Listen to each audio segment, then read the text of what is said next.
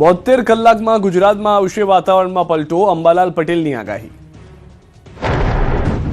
હવામાન નિષ્ણાત અંબાલાલ પટેલના જણાવ્યા અનુસાર આગામી 72 કલાકમાં ગુજરાત સહિત દેશના અનેક વિસ્તારોમાં હવામાનમાં પલટો આવી શકે છે।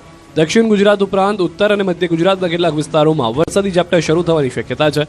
અંબાલાલ પટેલે શક્યતા વ્યક્ત કરી છે કે 9 થી 11 ઓગસ્ટ દરમિયાન પાટણ, સમી, હારીજ, મહેસાણા, બનાસકાંઠા, વાવ, થરાદ તેમજ અરવલ્લીના વિસ્તારોમાં હળવાથી મધ્યમ વરસાદ પડી શકે છે।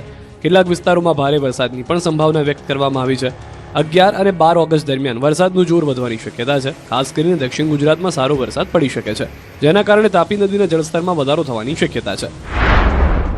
5મી તારીખે જ હમણાં હવામાનમાં પલટો હતો અને ઘણા ભાગોમાં વરસાદ વાદળવાળું છાંટા થવામાં હતા, એટલે આગામી 72 કલાકમાં હવામાનમાં પલટો આવશે અને તારીખ 8મી ઓગસ્ટથી વરસાદ શરૂ થવાની શક્યતા છે। અંબાલાલ પટેલના જણાવ્યા મુજબ 15 ઓગસ્ટ સુધી મધ્ય ગુજરાત, કચ્છ તેમજ સૌરાષ્ટ્રના વિવિધ વિસ્તારોમાં વરસાદી માહોલ યથાવત રહી શકે છે।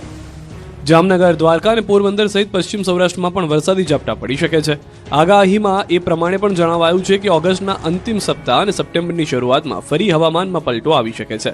2, 7 અને 12 સપ્ટેમ્બરે પણ વરસાદી સિસ્ટમ સક્રિય થવાની સંભાવના વ્યક્ત કરવામાં આવી છે।